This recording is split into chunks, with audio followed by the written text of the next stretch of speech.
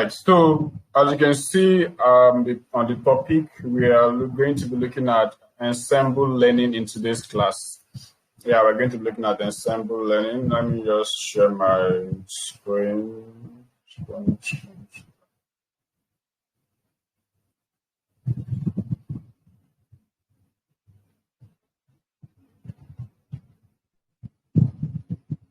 So we're going to be looking at ensemble learning. All right, so great. So please, can you confirm if you can see my screen clearly? I need the confirmation.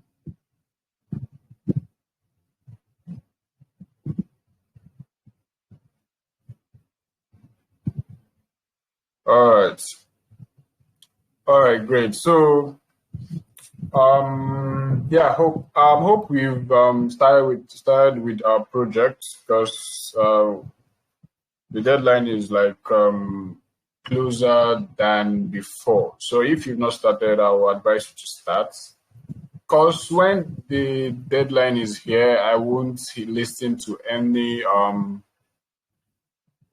request for extension.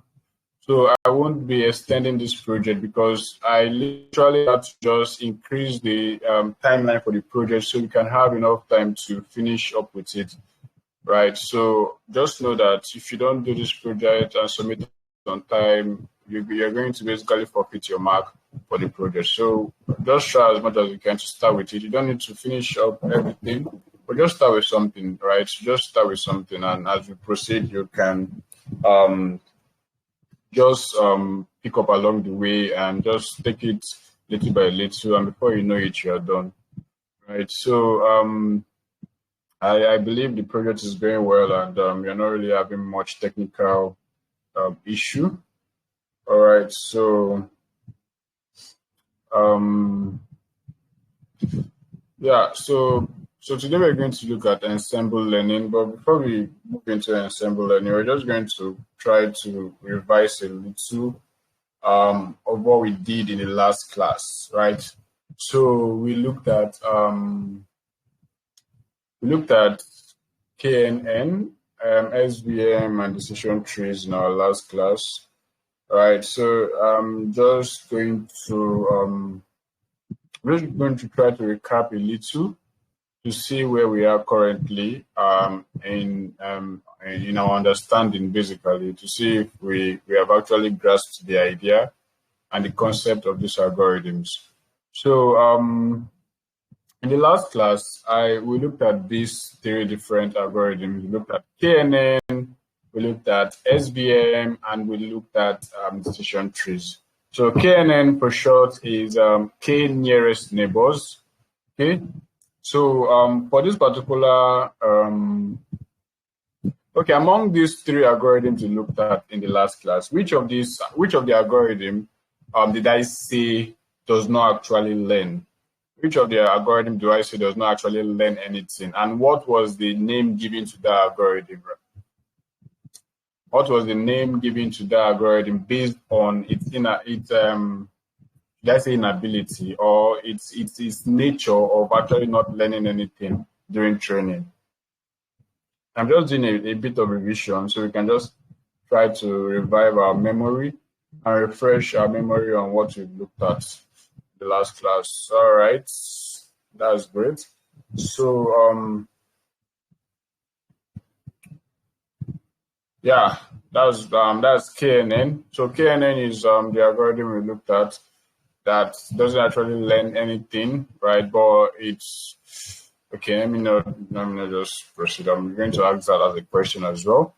So it is called lazy learner. Yeah, I believe we kind of said a lot about that. So I believe I'm not expecting us to forget that so soon. So KNN is that algorithm that doesn't learn in the traditional sense or in the conventional sense. So it is called a lazy learner, right? Because it doesn't actually learn anything. So what is the core idea in KNN? When you think about KNN, what is that? What is the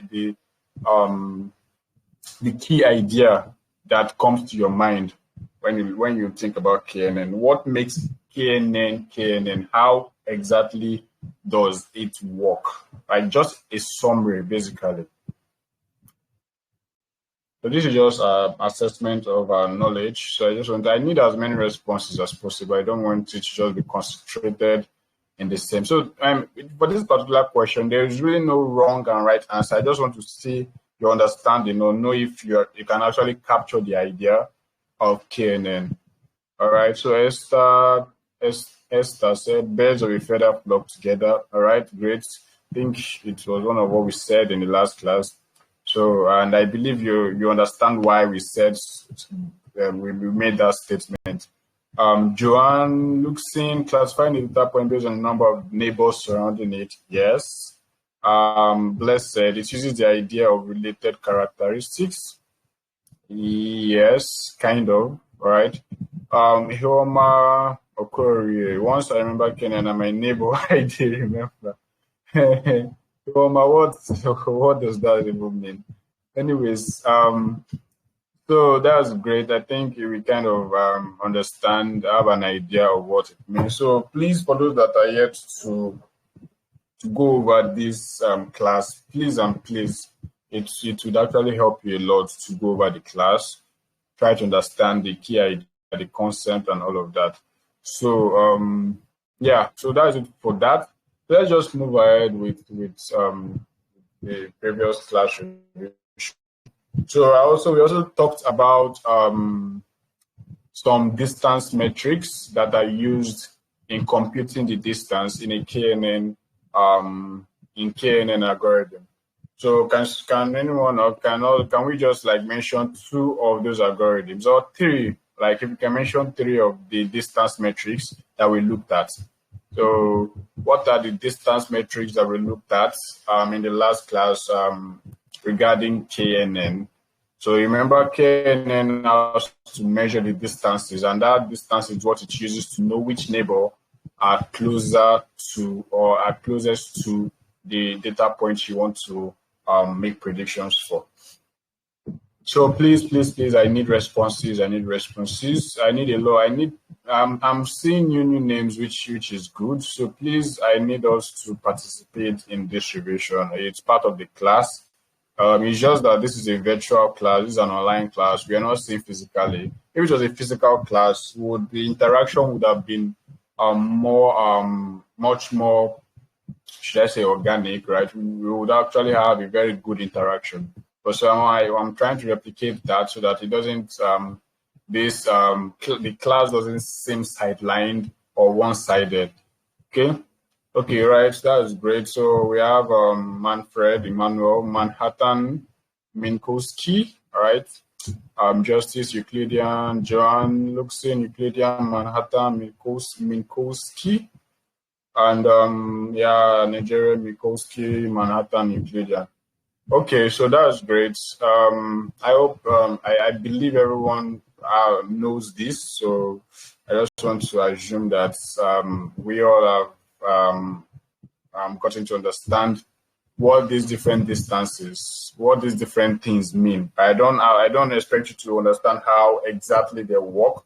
Right, those ones it has to do with the mathematical part, formulas, and all of that. I just want you to know exactly to know that we have metrics that are used to compute distances and all of that. So these are hyperparameters basically that you use in KNN. So let's move on to SVM. So for SVM, when we talk about SVM, what comes to your mind? When I mention SVM, when I say SVM, what comes to your mind? So there's no wrong or right answer for this particular question. So I just want to see what comes to mind. So what comes to your mind when you hear of SVM? Justice, I'm going to boot you out of this class. What do you mean by SVM? I'm asking you what does SVM mean? You're telling me SVM. I'm going to give you what they call it, a timeout, 1 hour timeout. You're going to just say stay until you've gotten yourself. Anyways, that's just on a lighter note. So Joan Luxin said hyper you're still typing out the full name for me. Okay, well, optimal hyperplane,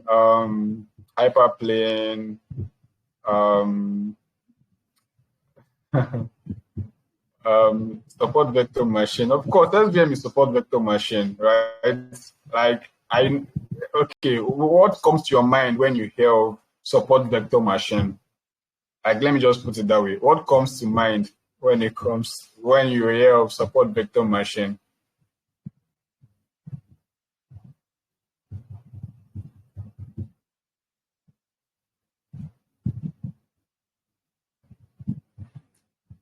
Okay, Alavero for machine learning approach. Yes, it's a machine learning approach. Like, I need more specific answers. Homa, no be that entropy. We never reach that site. Homa, have you gone through the video again? Have you gone through the class recording the second time? Because entropy, entropy is not. We didn't talk about entropy in SVM. So please just go over it again so you get a solid understanding. So entropy was for, anyways, we'll get to that. So I'm seeing some responses here: classification and regression, machine learning approach. Support vector machines are powerful supervised learning models used for classification and regression tasks. It finds the best decision boundaries that separate data points. It's an algorithm that its core is based on hyperplane separation between features.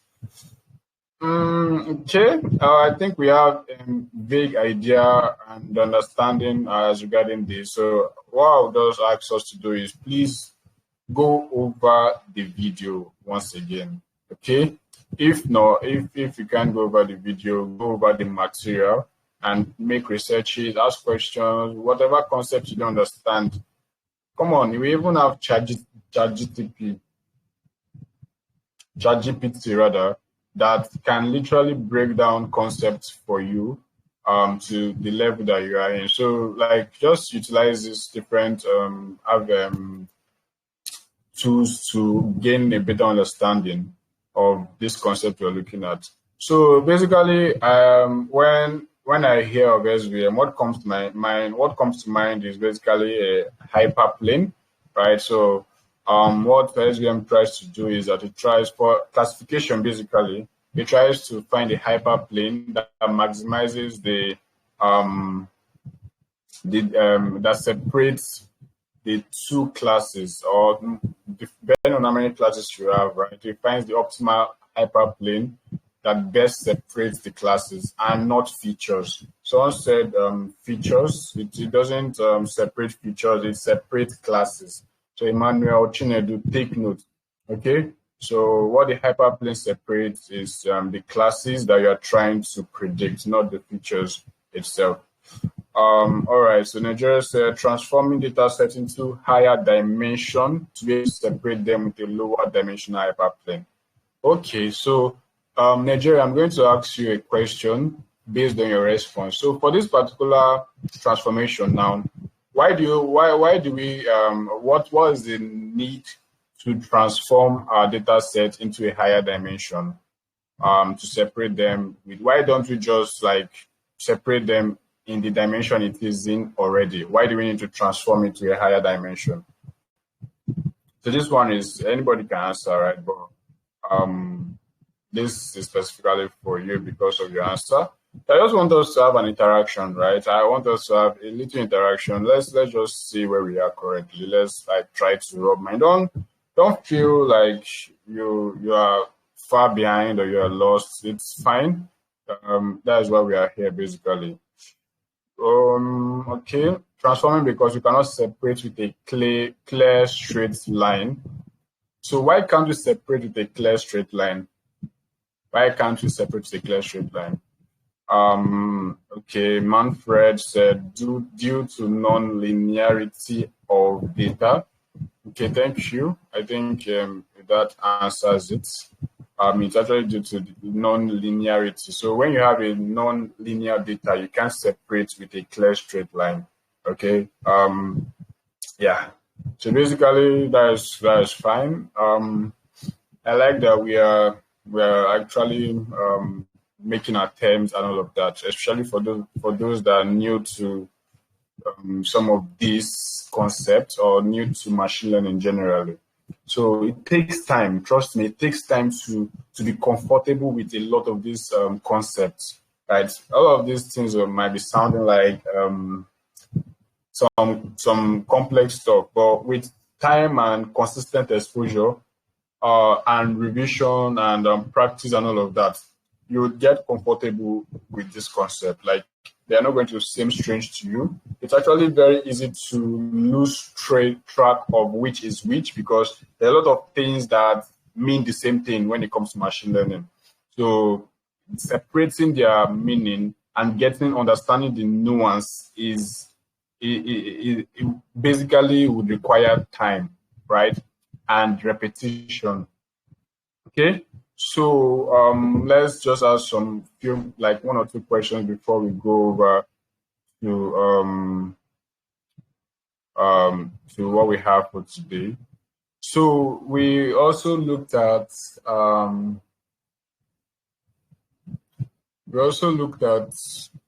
kernels, right? We looked at what we call kernel trick in SVM. So what particular kernel can we use when we are working with non-linear data? So remember, we can't separate it with a linear line, so we have to perform some trick. They'll just include a particular kernel that would do the separating or transformation into a higher dimension. What particular kernel can we use to perform or just make the adaptation, basically? Okay. Nigeria said RBF, Joan Luxin, RBF, radial basis function. All right. I need more responses. Is that correct? Is it aligning with what we did or what we said? Okay, Juliet, Ify, radial basis function kernel, RBF, Manfred, RBF. All right, so I want to believe that everybody, most of us here understand what the kernel trick is and what it does particularly. Okay, so we have RBF kernel, right? So that is commonly used kernel for working with non-linear data. Right, so let's move to the last question. Let's just ask 2 more questions. So we also talked about decision trees. Okay, so we talked about decision trees. We talked about how it can be used for classification tasks and regression tasks. All right, so we introduced some concepts, right? There are some concepts we looked at in decision tree. So I'm not going to even ask any particular thing, but I want us to mention 3 peculiar terminologies in decision tree. 3 specific terminologies used in decision tree algorithm. I just wanted to mention anything that we talked about as relating decision tree algorithm. Whatever comes to your mind, just drop it here. 3, at least 3. Anything that comes to mind when you think of decision trees that is peculiar just to this decision tree algorithm. You can just drop it. This is actually very important for me, because I use the responses here to inform my direction. So whenever I ask you guys, you all to respond as much as you can. I'm not just saying it so we have the chat laden with responses. I need it to kind of just help me with the direction of the whole class and all of that, because at the end of the whole thing, if you're not understanding what we are doing, then there's no point. I could as well just wrap it up and then close my laptop and go and rest, right? So I need to ensure that we are aligning. We're aligning with what I'm explaining, and we understand exactly what we are doing. Okay, so the responses are very important to me. Okay, so I'm having a lot of responses. Guinea impurity, entropy from Nigeria, node, root node, Guinea impurity, root, decision node, leaf node. node, gain impurity, root node, leaf and branch, this and that, information gain, decision tree classifier, subtree, splitting, a flipped. James. James, so anyways, it's not like you're wrong, but out of everything, it's a flipped tree that came to your mind. It's just funny. Anyways, it's fine.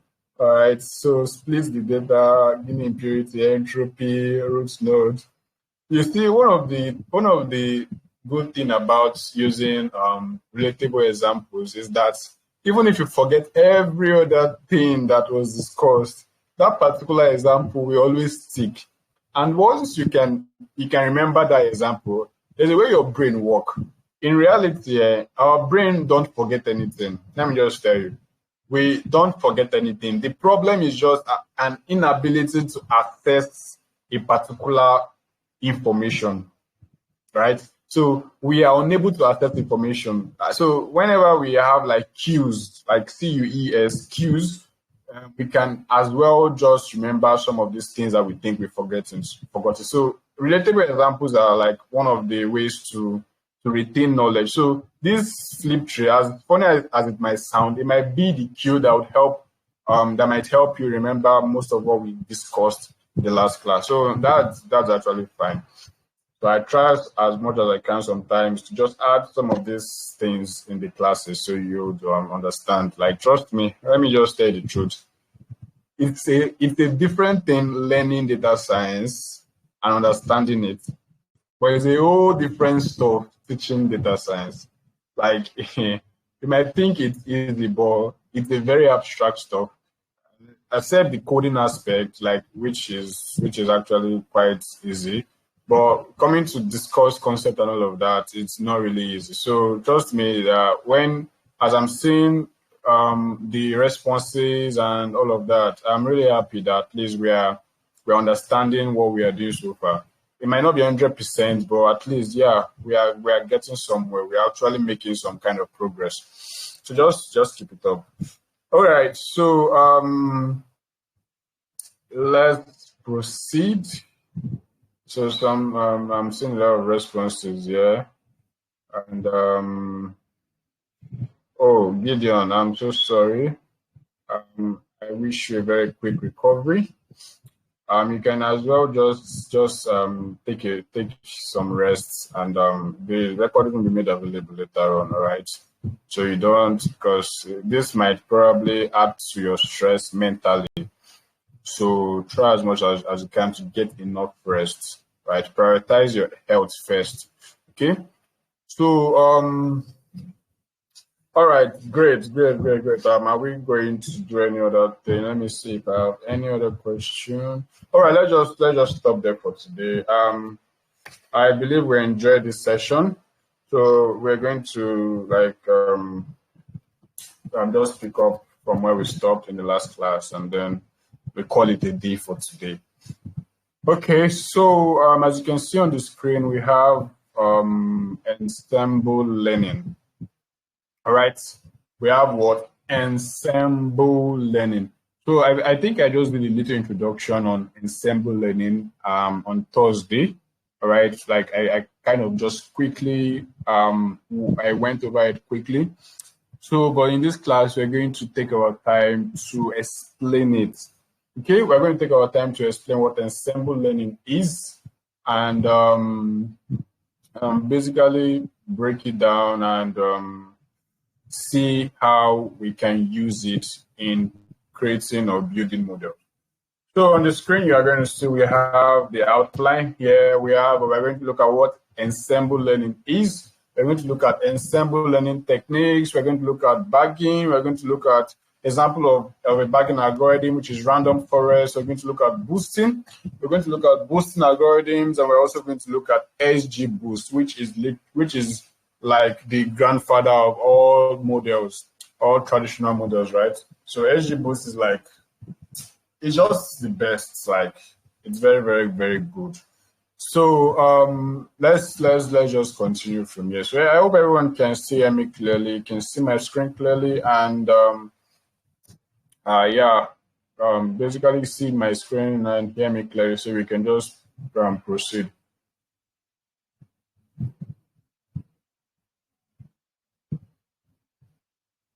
Okay, so this our last class is going to be next week. So after this week, we're going to have our last class next week. Ideally, this week was supposed to be our last week, but due to the fact that we are lagging, so we have to like cover up. So next week Sunday, we are going to be having our last class. But I actually want to have a class within the week, probably on Thursday. I don't know if there's public holiday on Thursday, so we might have a class on Thursday and then have our last class on Saturday, right? So I want Sunday next week to be a different kind of class where I won't be the one teaching. We're going to just have like 4 persons because of time, or let's say 4 or 5 persons pick different topics and just come up here and just say some few things on the topic.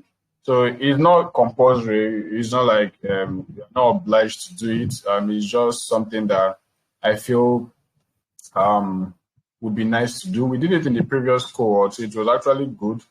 So if we succeed with finishing up or rounding up on Saturday, then we're going to have that class. I mean next week Sunday, not tomorrow Sunday, the upper one, right? That should be 14th, I guess, 13th or 14th. So yeah, that's just it. And that's next week is going to be our last class. After that class, we're going to be focusing on project and grading our project and also project presentation. And then we're going to move ahead to our graduation ceremony, where we're going to issue our certificates and just recognize top performance and all of that. So I really don't know the agreements Access Bank had, but when we started CareerEx, we plan to mop up some of our best students to intern with them and some other companies as well. So I think there's a kind of opportunity as regarding that. So don't slack and don't reduce the speed you're going with. You might be one of those persons that would get the opportunity. So, this program is sponsored by Access Bank. So I believe they're going to have something juicy for us. All right, so let's continue. So we're looking at Ensemble learning. I'm going to explain what Ensemble learning is. So basically, Ensemble learning, there was an illustration I gave, a very quick one that I gave in the last class, where I said Ensemble learning is a kind of technique, machine learning technique, where instead of using one single model for prediction, or instead of using one single model, we use a group of models. All right, that is the key idea. That is the general overarching idea in Ensemble learning. Instead of using just a single model, we use multiple models. So there are different approaches and different ways to combine multiple models, right? So we're going to talk about all of that. But the key idea of Ensemble learning is to like assemble a group of models to work as one. So it's just like having a group of students, right? Let's just say you are a teacher in a class and you have about 20 students. So you have questions that you ask your students, and you're expecting each of them to have an answer or answer the question. So it's likely that you might have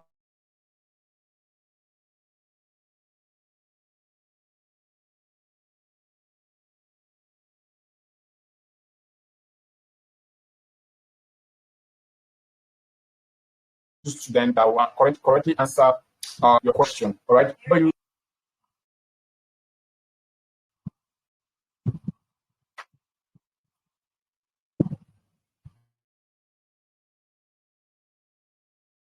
All right, so sorry for that. There was just a little breach in the network. So I said you stand a better chance as a group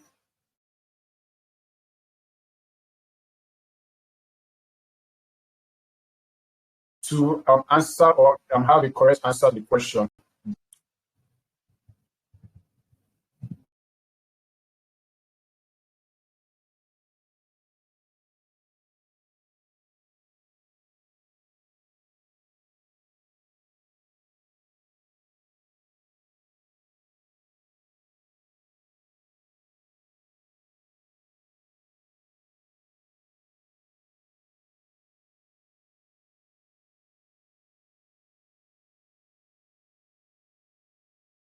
All right. So sorry for that.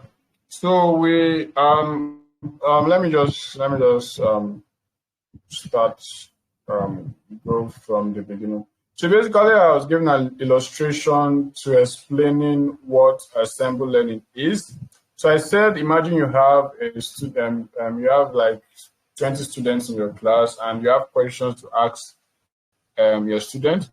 So, and you are expecting each of them to answer the questions, right? So imagine or just look at each of those students as a single model, all right? So whatever answer they give is their prediction, basically. So some of their predictions might be wrong, some of them might be right.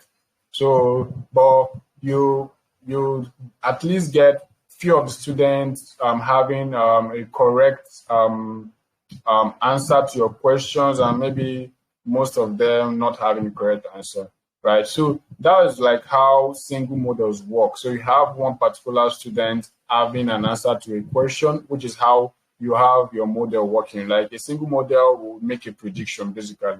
So when we come to ensemble learning takes a different approach. Instead of just relying on a single model to make your predictions, what ensemble learning does is that it organizes some models together. It brings together a group of models and kind of get a prediction from those models. So it's just like having two heads instead of one. So as we have the popular saying goes, two heads is better than one. So it's the same thing in ensemble learning. So when you have two people coming together to answer a question, they stand a better chance to be correct, or they stand a better chance to get the question correct than when it is just a single person. So in the same scenario where you have students in your class, let's assume instead of having two good heads, definitely two good heads. Like we need to be specific. So when you have the 20 students and you now group those 20 students into five each, all right? So now when you ask a question, instead of having each student answering that question, you now expect a group to have a single answer. So you ask a question, each group will now come together and just have more discussions within themselves. See, this is what I think the answer is. The person will say, no, like this answer is close to the answer, but it's not the actual answer. This is the answer. So by the time they put their heads together, the answer that will come up with will be much more accurate or correct than when it is just one person. That's the whole idea behind ensemble learning. You're trying to improve the performance of a model by bringing together several models. All right. So I believe that does justice to explaining what ensemble learning is. So that is the key idea. So we can just expand from there. Every other thing discussing is going to be evolving around this explanation I just made now. So ensure that, or make sure that you understood what I just explained. All right. I believe it's clear enough. So let's just go on with the material here. The material is on the group, so you can follow along as well. So ensemble learning refers to a machine learning approach where several models are trained to address a common problem, and their predictions are combined to enhance the overall performance. So this is what I just explained, right? Very, very straightforward, very easy to understand. So their predictions are combined to enhance the overall performance. So the idea behind ensemble learning is by combining multiple models, each with its strengths and weakness, the ensemble can achieve better results than any single model alone. All right, so we're going to just drill down from here. Now you can read this material. I'm not here to read materials for you. I just want to explain stuff. So we have two categories of ensemble methods generally. All right. So we have two methods of ensemble learning, right? So generally, it can be categorized into two. We have parallel ensemble methods and we have sequential ensemble method. So we are still going to have to explain two key concepts, which are bagging and boosting. All right. So we're going to explain bagging and boosting. So the reason why I brought it up is because they followed the same idea we have here, basically. So ensemble methods are broadly categorized into these two types. All right. So we have what we call parallel ensemble methods, and we have what we call sequential ensemble methods. I'll come again. We have what we call parallel ensemble methods, and we have what we call sequential.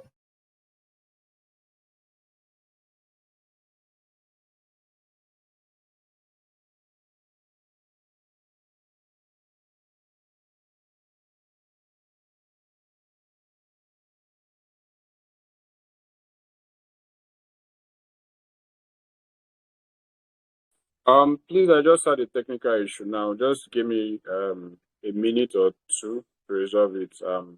Please bear with me.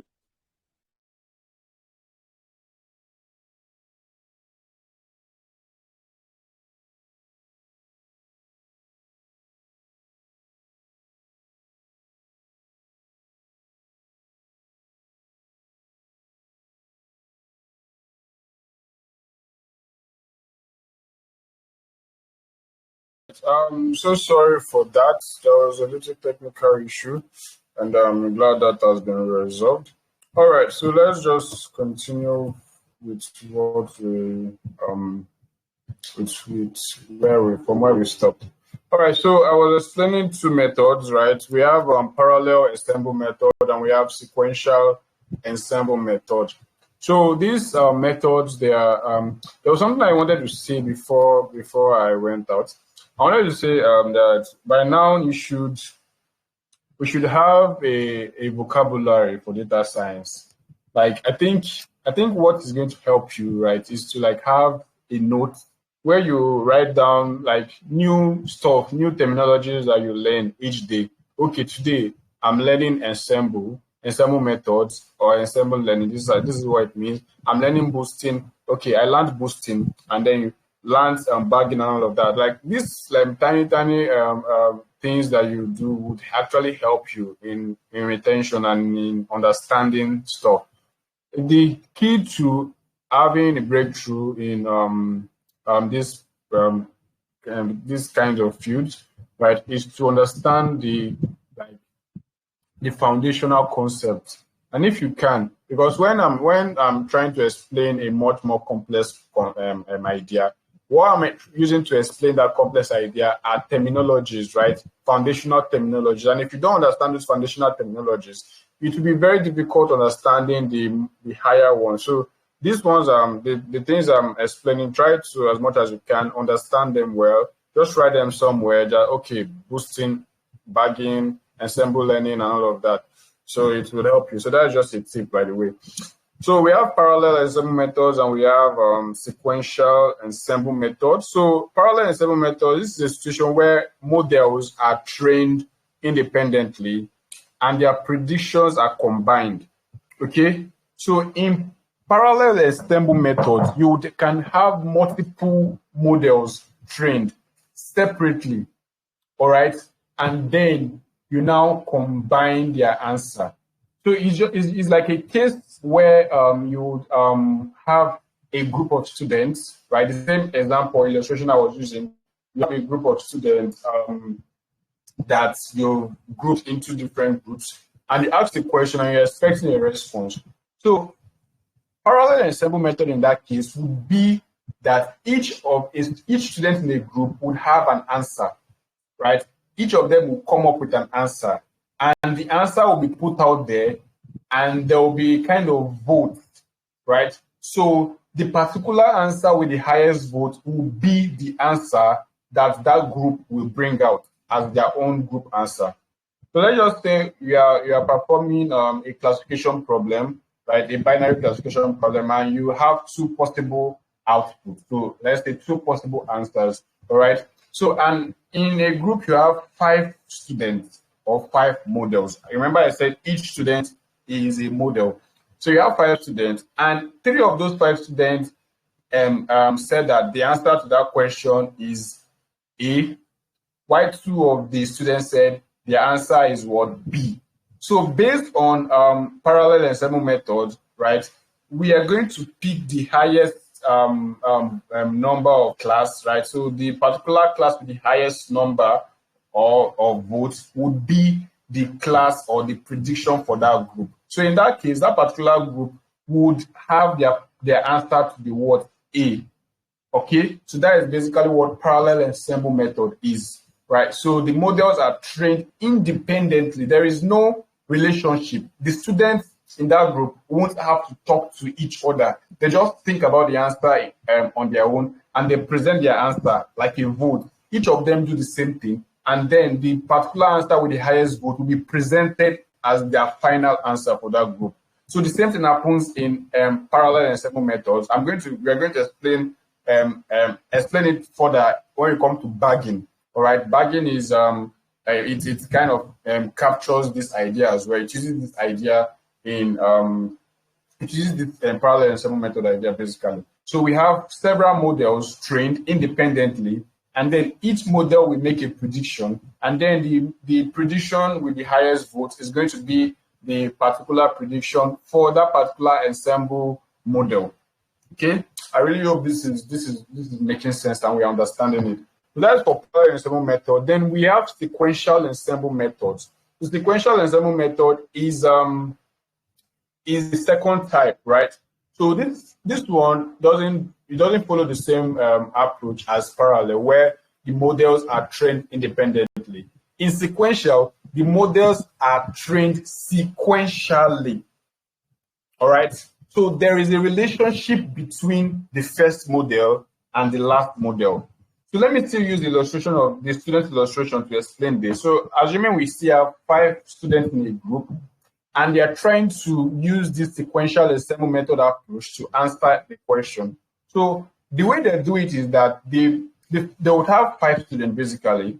So the first student will like kind of give an answer. All right.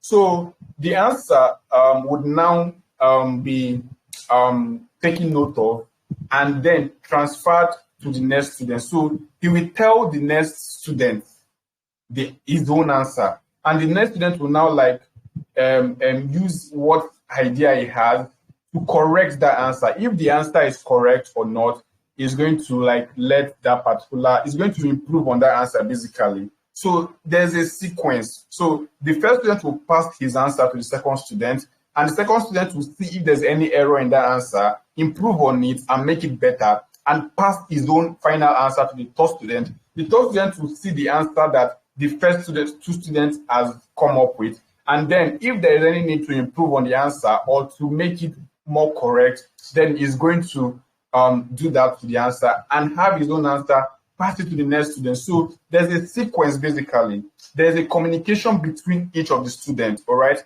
In parallel ensemble method, there is no communication. Each of them just think of an answer and give it, and there's a vote.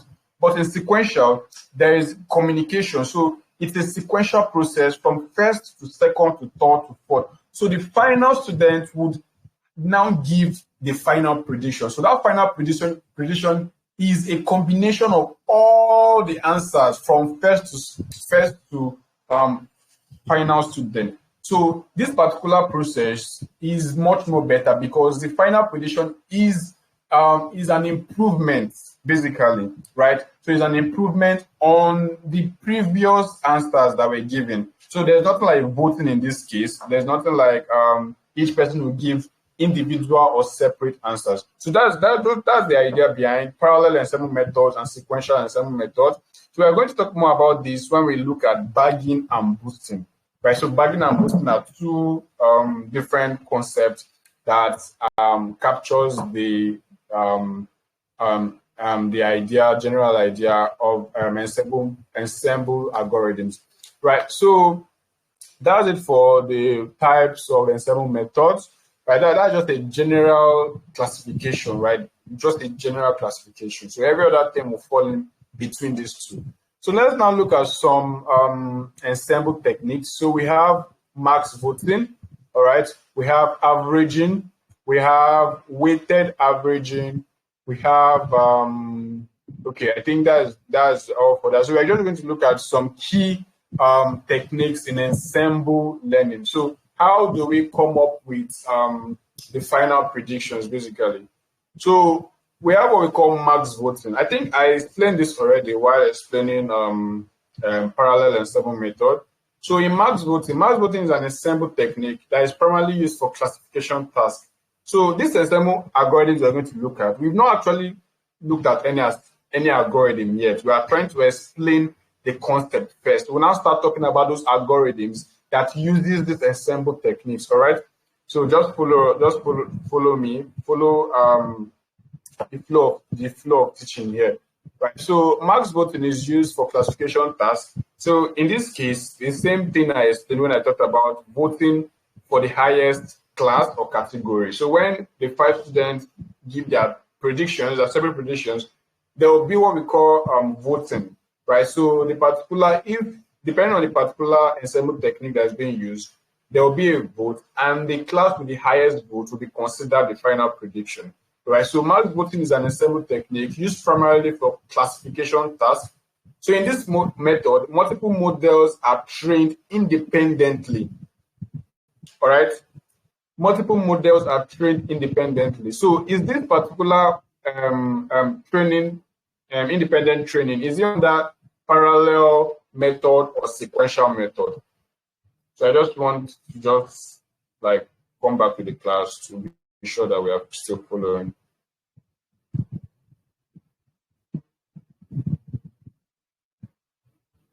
All right, thank you.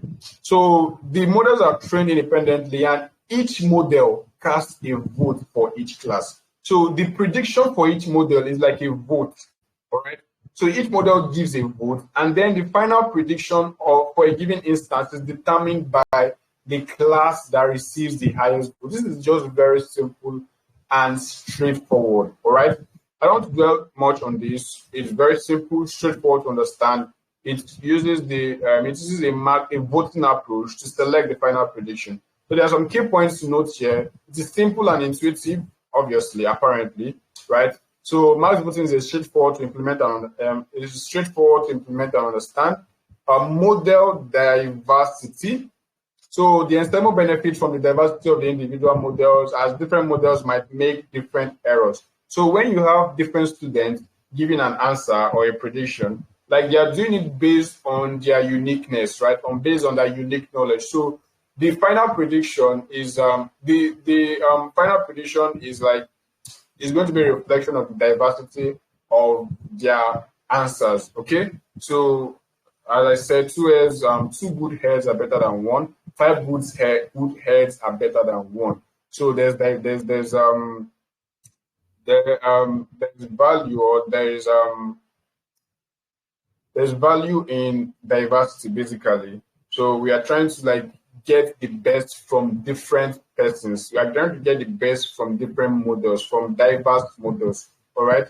So we also have what we call robustness. So it reduces the impact of a single poorly performing model on overall prediction. So when you have maybe some models might not be performing well, so the effect of those models might not be felt greatly because we have other models that are performing well. It's going to kind of cover the weak or the poorly performing model, basically. So that makes it robust. So we also have applicability, right? So these are just the key points to note for max voting. So it is best suited for classification problems where majority voting is meaningful. So this is another approach, all right? But this averaging is for regression tasks. Abdulhamid, you're asking, how does the voting take place? It's nothing to worry about. Once you choose a particular algorithm, everything happens internally. During the training process, everything happens. All right? Emmanuel Chinedu, your answer is so funny. All right. Instead, each of the data points will take turn in interpreting. Anyways, that's so we have averaging. Averaging is another technique that's used, right? But this averaging is for regression task.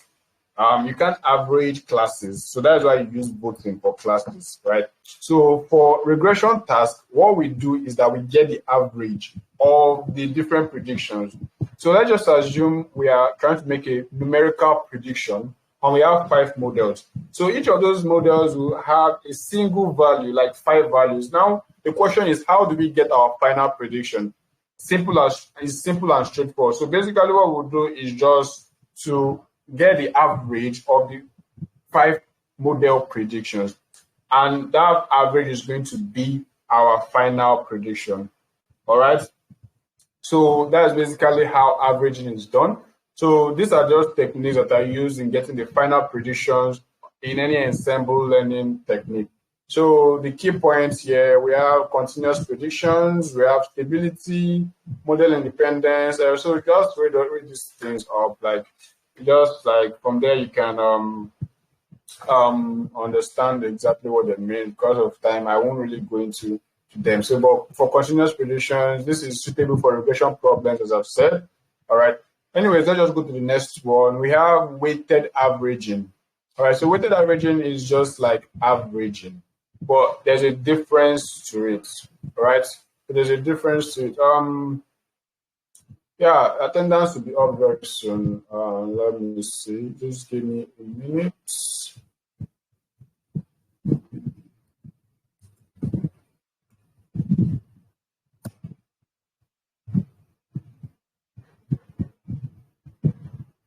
So attendance will be up very soon.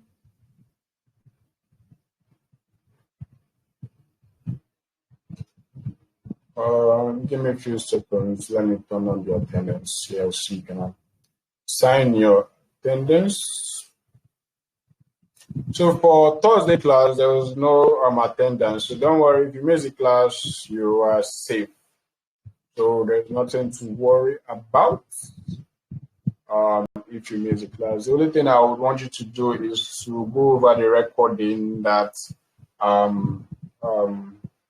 that has been made. All right, so you don't miss out on what we've discussed. Okay, so attendance is going to be up in a few seconds. Just a few seconds. All right, so you can now go ahead and mark your attendance. Now let's just continue with this. So for weighted averaging, it does the same thing as averaging, but it's actually a more sophisticated version. And what makes it sophisticated is that different weights, we are introducing what we call weights. So when we talk about weight in machine learning, sometimes what we're talking about is importance. We are attaching importance to something, so the model can focus on that particular thing, right? So when it is going going through the training process, it focuses on a particular area, basically. So when in this method, different weights are attached to the predictions of each model based on their performance. All right. So if we have 5 models, all right, and the first model gives a prediction, second model gives a prediction to the last model. Those 5 models in weighted averaging, they will not be given the same level of importance. All right. We're now going to add a number at the back of each prediction. Right, so those numbers are what we call weights. So it will determine how much effect a particular model would have on the final prediction. So if the performance of model 4 is 90% and the performance of model 2 is 70%, a greater weight will be given to the performance of model 4, right? Because it is a better model. So that's what weighted averaging is. It kind of allows those models that are performing well to have more impact on the final prediction, right? So that's basically what weighted averaging is. It's not the same thing as averaging, but with weight.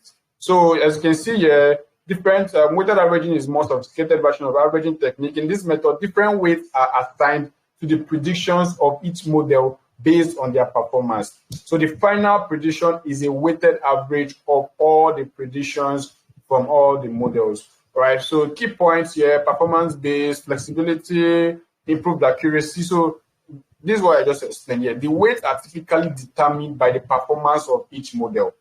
All right. So if you perform well,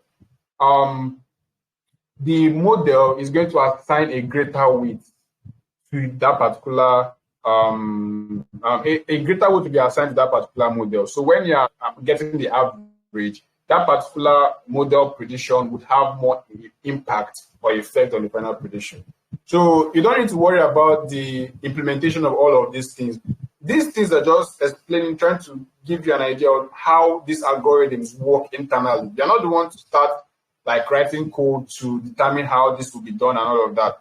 Anyways, you can do it if you have the time, right? Or if you want to actually learn it very well. You can try as much, you can try to do. Some people actually implement algorithms from scratch, which is good. I think there are some models that you would appreciate better when you implement from scratch. So especially when you're learning neural networks, try implementing them from scratch so you can have a good understanding.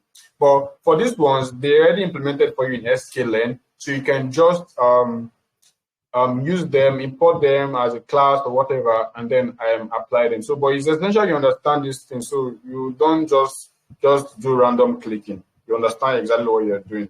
So we have flexibility. So everything is basically still revolving around the same thing. So the technique allows for flexibility in emphasizing more reliable models while still incorporating the insights from other models. All right. So we have improved accuracy. Obviously, the accuracy will be better, right? And complexity as well. So this one is actually more complex than the other averaging method, and the averaging method basically.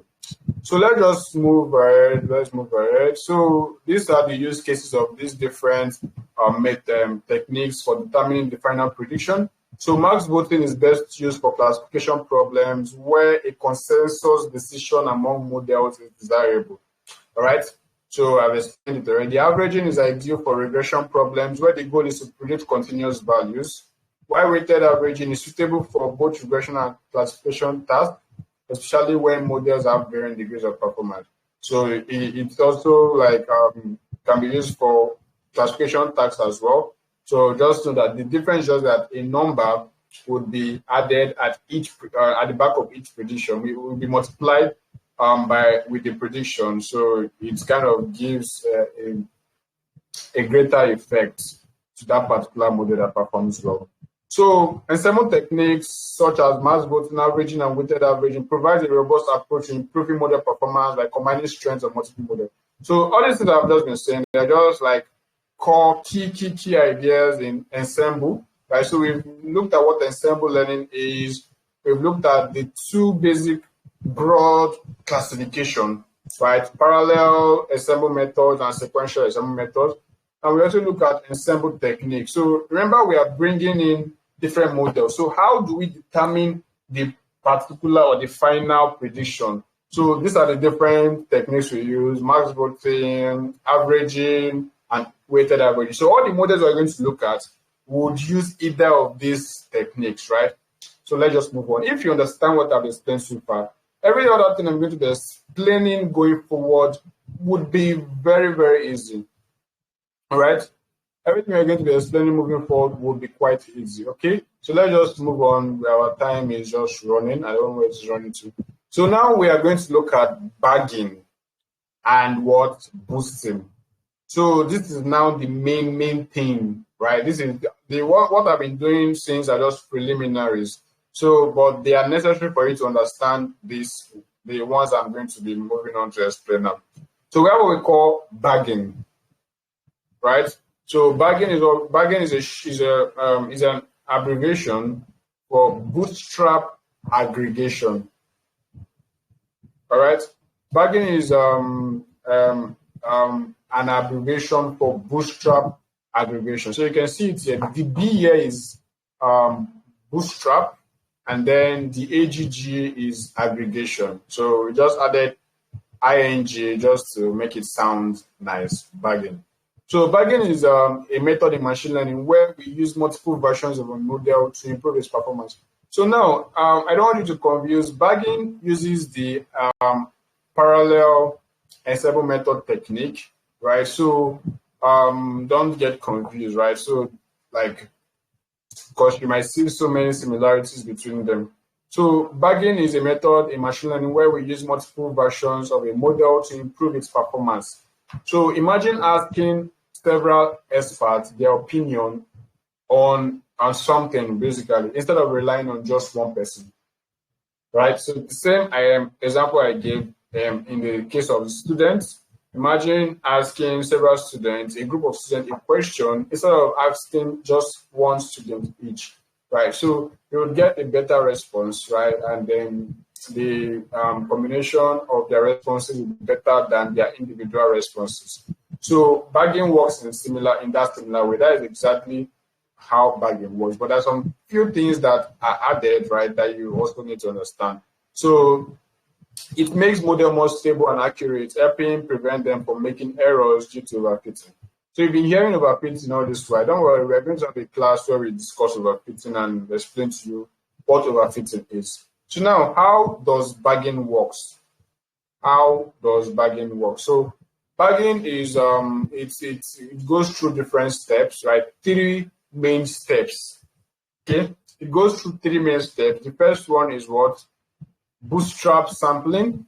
Second one is what? Model training, and then the last one is aggregation. So I need you to like understand these things, these steps. First step is bootstrap sampling. The second is model training, and the last is aggregation. So bootstrap sampling now basically means creating several new data sets from the original one by randomly picking samples with replacements. All right. So let us assume you have a bag full of balls, like small round balls. You have a bag full of balls. So what bootstrap sampling means is that you take a sample, all right? You take a sample, right? Let's say you have all the samples there and they are labeled. Let's say you have 100 samples and they are labeled 1 to 100, each of those balls. So you pick one sample, and let's assume that sample you pick is sample 24. You write it out somewhere, 24. You pick another sample, and when you pick that 24 sample, you drop it back into that particular bag. You don't throw it away. So that's what we call sampling with replacements. You are sampling, but you are replacing it. So there's a possibility that you might pick that same sample again. Okay? So that's what sampling with replacement basically means. And that's the kind of sampling that takes place in the bagging process. All right. So we have this particular first step where you pick up. So let's assume you want to like get 20 samples, right? 20 samples, 5 different 20 samples. So you have 100 samples basically. I want to like get bootstrap samples, right? Like each of those bootstrap samples will be like 20 each. So why you need those bootstrap samples is that you want to train a model on each of those samples. All right. So let's just assume you want to create 5 different bootstrap samples. Then you're going to just do the sampling by replacement. So for the first bootstrap sample, you're going to pick a first example. Let's say. So now exactly this is where probability comes in. Thank you, Alabi. So probability comes in here and all of that, but that is obviously not what we're doing. So but just understand that the intersections between different fields in that sense. So probability is very necessary as well, and all of that. So when you pick sample 24, you write it out, you put it back, you like shuffle, you pick another sample. Let's say you pick sample 13, you write 13. So you repeat that process 20 times. So for the first bootstrap sample, you are now going to have 5. You're going to have 20 samples for that first bootstrap sample. Then you repeat the same thing for bootstrap sample 2. You randomly select 20 different samples. So when you are done, you're going to have 5 different bootstrap samples that has been randomly selected. So those bootstrap samples are what you now use. Those are the things that will be used to train your model. So all these things are being done without you knowing, right? Once you call in a particular ensemble algorithm, all these things, this particular steps happen. You don't need to actually, you are not involved in it, trust me. It's just something that happens under the hood, but you need to understand it, right? So you can work well, you can work with it. So the second step here is model training. So after you've created your bootstrap sample, then you're now going to train separate model on each bootstrap sample. So obviously, so these models are usually of the same type. So you can actually have, like, let's say a single model like decision tree. Okay, so that is the most commonly used model. And this thing I need to have from a file here, so you can just be writing out some stuff. So, and this model that you are using in training those bootstrap sample, they are what we call base estimators. All right, they're called estimators. So when you hear of estimators again, I would have to say new word alert. When you hear of estimator, we are talking about a particular model in ensemble learning. All right, in ensemble learning, estimators, let me just write it out here. Estimators.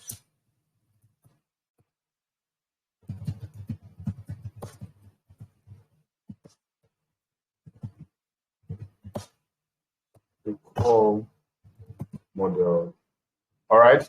So in ensemble learning, estimators equals models. So let's say you are using a decision tree estimator for a particular ensemble learning algorithm. That decision tree algorithm is your estimator. Okay. So that's what we mean by estimator here. The estimator are like all these individual models that we have, or let's say individual algorithms. So that's basically it. So let me come to that particular bootstrap stuff. Let me bootstrap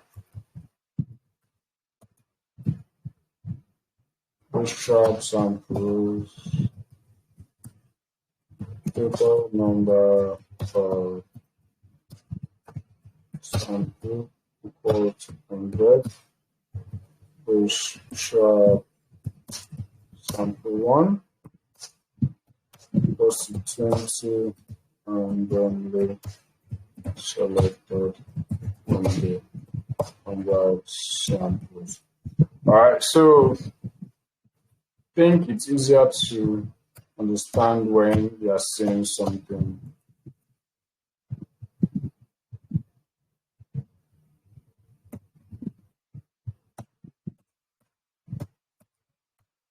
One, two,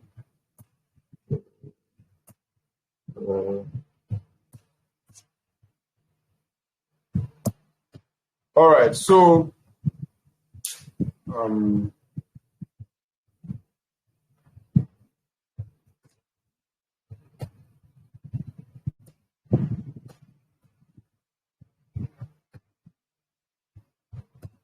all right, so this was what I was explaining when I was talking about the bootstrap samples.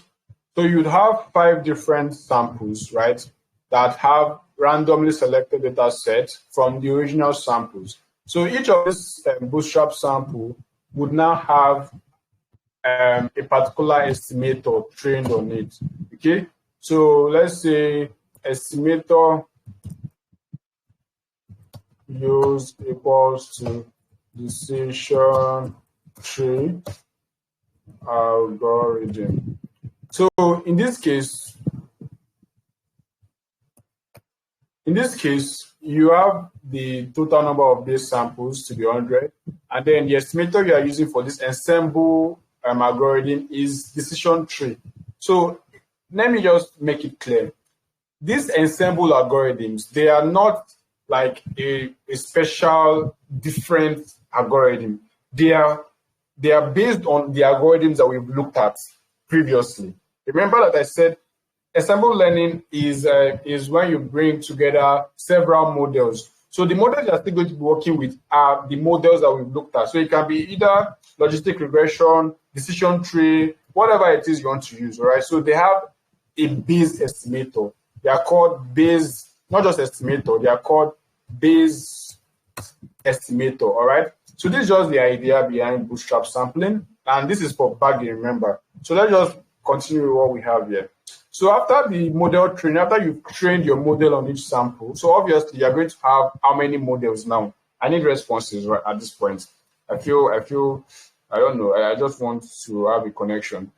After you've trained your model on the bootstrap samples, how many models would you have?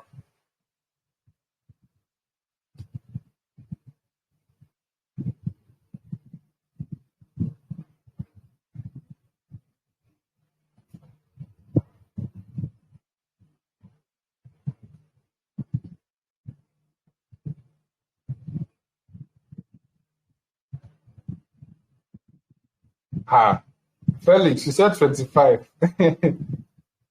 Okay, anyways, so what I'm seeing as majority is 5.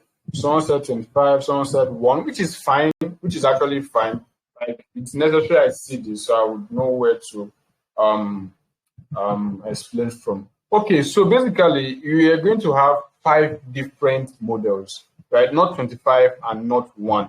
We're having 5 different models because we have 5 bootstrap samples, and those bootstrap samples are going to be trained on with a based estimator.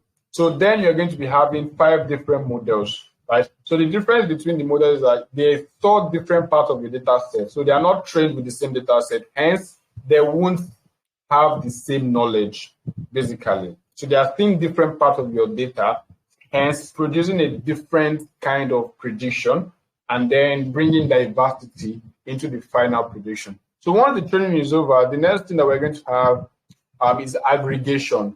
So aggregation is what I've explained already, either by max voting or weighted average or averaging. So for regression, we are going to be using average of all models prediction, all right, as I've explained. Then for classification, it's going to be determined by majority voting. So I feel that's a straightforward. So these are the steps in bagging: bootstrap sampling, model training, and then aggregation.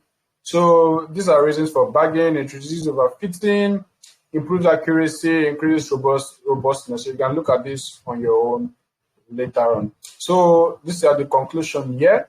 And then there's a diagram here to just help you visualize what we are explaining. So you're going to see that in this particular diagram, this is to illustrate bagging, the bagging technique. So in this case, we have 5 different subsets. So step 1 is what? Create n subsets from original data set, 1 for each weak model. All right. So 1 from each weak model, and we call this weak learner. We call some of these models or these models weak learner, right? So in case you hear that particular word, don't get confused. So the first step is to create n. So in this case, we are creating 4, right? So we have 4 subsets. And then step 2 is to train each weak model with an independent subset in parallel.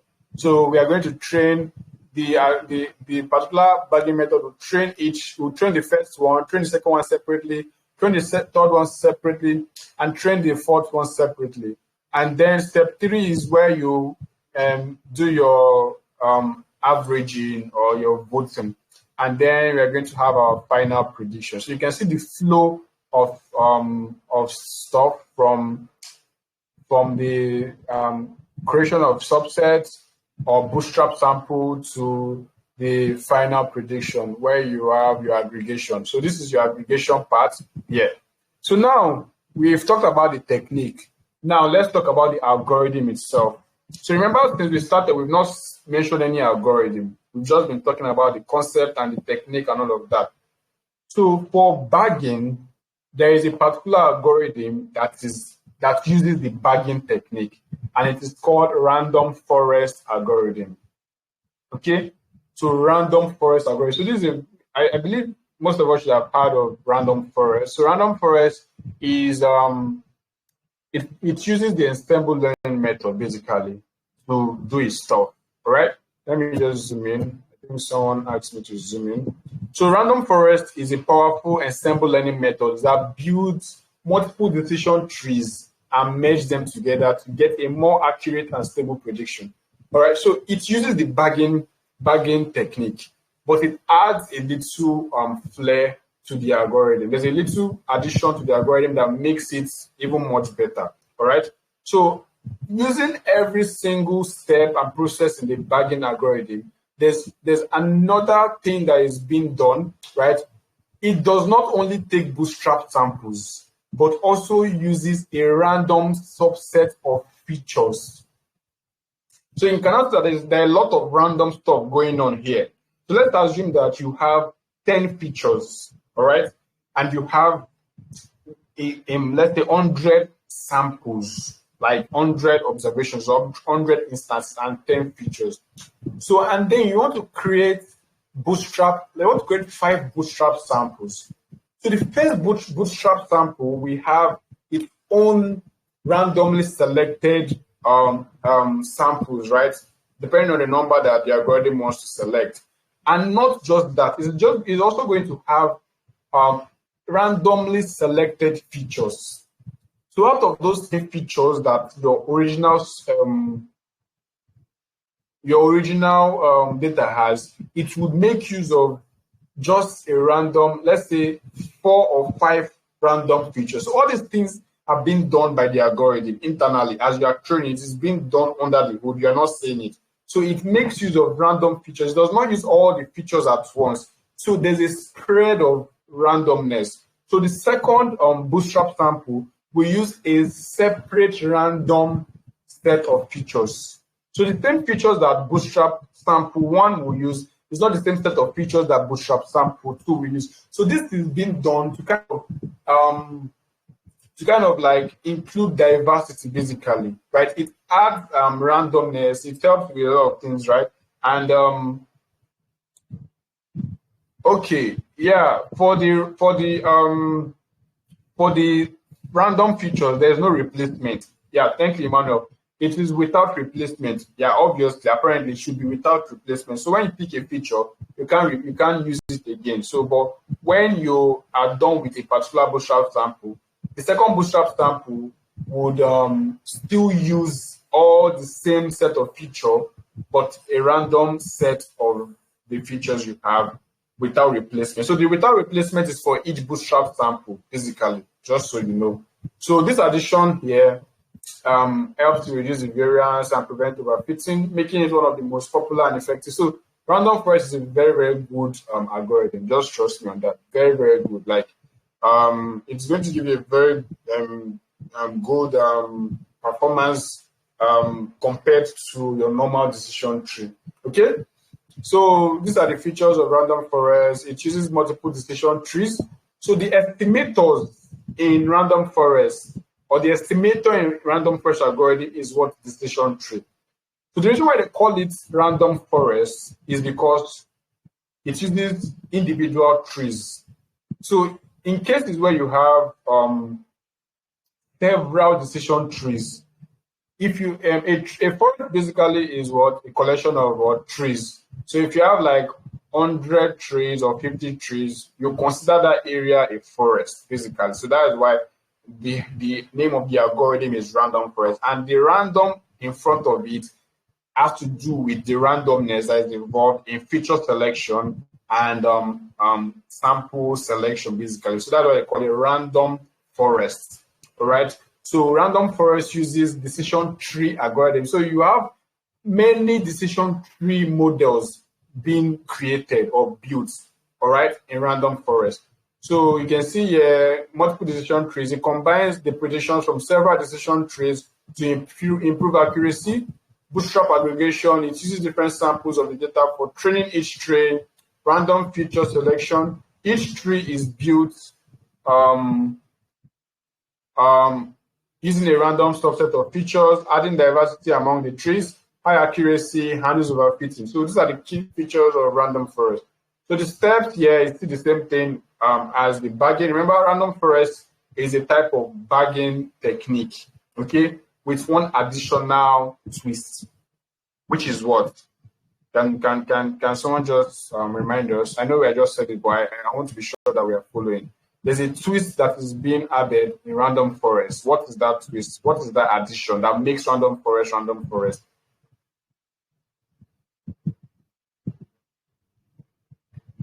I don't just want to be the one talking. Let me just hear from us too.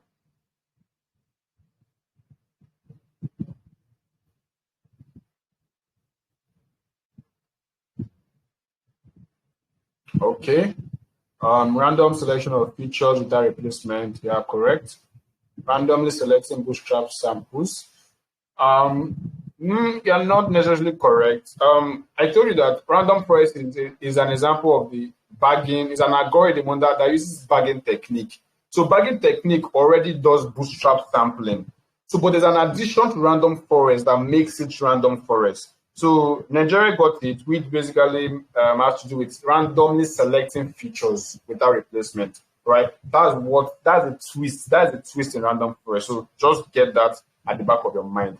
Okay, so yeah, Joan Luxin uses random subset of features and all of that. So just ensure that you understand this key idea. And when you understand the key idea, every other definitely. Okay, so these are the steps in building a random forest. From the original data set, select random samples with replacement, build decision trees. For each sample, build a decision tree using random subset of features, and then for regression, this, and for classification, that. Very simple, very straightforward. So this is the code implementation of random forest. So you just import it from Ensemble, all right? So you import it from Ensemble. Let's see if we can do that. So importing, I'm trying to ensure that we don't overshoot random forest. So you import random forest from a module called Ensemble. So if I come here and say from sklearn.ensemble, so this is the module that we import random forest from. So import random forest. So random forest has a classifier and has a regression class. So you can use either of them. You can say random forest classifier. All right. So random forest classifier. And then if you run that, it should work. Okay. So just come here and save, shift and tab. You can now see the parameters here. So you can see now that we have default parameters. I hope we still remember what default parameters mean, right? So default parameters are those parameters that have the default value. So if you don't change the parameter, the default value is going to be used. So for random forest, then you have what we call n estimators. So what does n estimator mean is that how many trees do you want in your forests? So that's the question. That's what n estimator means. How many trees do you want in your forest? So by default, you'd have 100 trees. Okay? So by default, you have 100 trees. You can change it. You can have less. You can have more. You can have 50 trees. You can have 20 trees. You can have. So in this case, tree mean what? Decision tree. So decision tree is your base estimator in this case, right? So you can see that we have criterion here. So you can ask that it is using the decision tree parameters that we looked at. So criterion here is Gini. You can change it to entropy or what have you. We have max depth and all of that. So it is random forest is like a decision tree algorithm, but combination of numerous trees, right, to make a model. That's what random forest is. You can see that we have random forest classifier. A random forest is a meta estimator that fits a number of decision tree classifiers on various sub samples of data sets uses averaging to improve the predictive accuracy and control over fitting. All right. The sub sample size is controlled with the max sample parameter if bootstrap equal to true. So you can see that you can control every stuff using your parameters here. So to control the number of samples you'd have, there is a max. We have max samples here basically. So max samples here will determine the number of sample subsets you have. All right. So we have that, and most times you don't really like change the value. They just leave it as none, right? So you also have bootstrap as well. So you can see all the things I just explained now. They are there. So now when you are seeing them, it makes sense to you, and you know what to do. So it doesn't just look at something that you just cram and just. So you are a data scientist, you should think scientifically, basically. All right, so let's just move on to the next. So from here, you know what to do. You can do your stuff. You can like now create your model, random forest train, fit this, that. So we have random forest regressor. So this one too, you can see here we have the same n estimator. You have criterion here, squared error, and all of that. So it still uses decision trees basically, but it uses a different kind of estimation, all right, criteria, which is squared error for regression tasks, right? So remember our metrics for regression tasks. Please don't forget that. So let's just move on to the next thing here. So we have, so you can just look at the code implementation and just practice on your own. You can as well include it in your project. So these are the things that you should be taking notes of, looking at them and seeing if you should include it in your project and all of that. So, okay, there's something I was only supposed to talk about. We have random states. Whenever we have anything that has to do with randomness in Python, you would always have a parameter called random state. And this random state is to preserve the state in which the state you had when you randomly selected your features and your sample. So you can like just use it over and over again. So it's basically for reproducibility, all right? So you know that you are using the same exact features and the same exact samples over and over again. So, but if you don't want to have that particular random state fixed, you can remove it, and anytime you run this, it should reshuffle and give you a new subset basically that is different from the previous one. Whenever you have random state, it kind of fixes it, kind of frees it, and uses that exact set of that exact data set basically. Right. So let us move on. So you can see here we have a picture illustrating random forest. So you can see this is a data set. We have first decision tree, second decision tree. So it will create a model from them, and then you do your majority voting and get your result. So it's very straightforward, very simple. Like I don't really need to say much again on that. So the second technique that we have is what we call boosting. So boosting is another ensemble learning technique, and it uses the sequential method.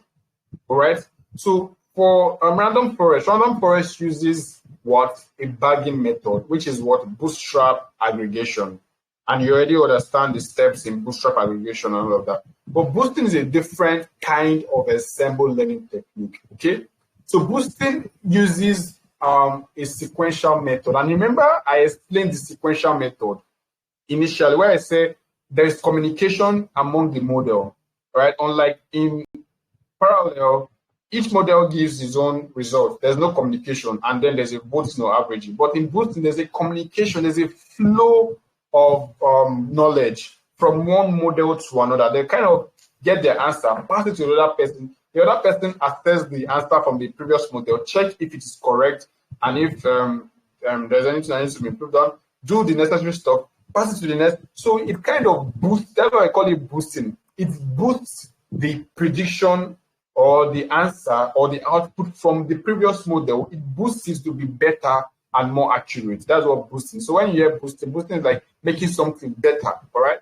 So boosting is an ensemble learning technique that aims to create a strong classifier from a number of weak classifiers, all right? So unlike bagging techniques like random forest, which create independent models and combine their results, boosting technique trains models sequentially. So this is the core difference. This is the key difference between boosting and bagging. They train models sequentially. So each model attempts to correct the errors made by the previous models. You can see where we are going now. You can see what we are trying to explain. Each model, they take the output of the previous model and try to correct that error that was being done in the previous model. All right. So the primary idea behind boosting is to focus on the mistakes made by previous models, thereby improving the overall performance. So by the time you pass an output through 50 models, there's no way that the final output would not be very good, because the mistakes that was present in the first model has been corrected while it is being passed through all models sequentially. All right, so that's how boosting works. So for boosting, we have several models under boosting. So let's just look at the key features of boosting. So we have what we call sequential learning. All right, so you already know this. I'm going to repeat this again. Please have a vocabulary note for data science where you have different, so you get used to them. You get used to these terminologies. If you really want to have a career in data science, you need to be very comfortable with terminologies, like very, very comfortable. Because as we're even advancing, like there are new concepts that are coming. So if you don't even understand the fundamentals, the basics, how will you not even understand those ones? You know? So please, this is an advice from me to you.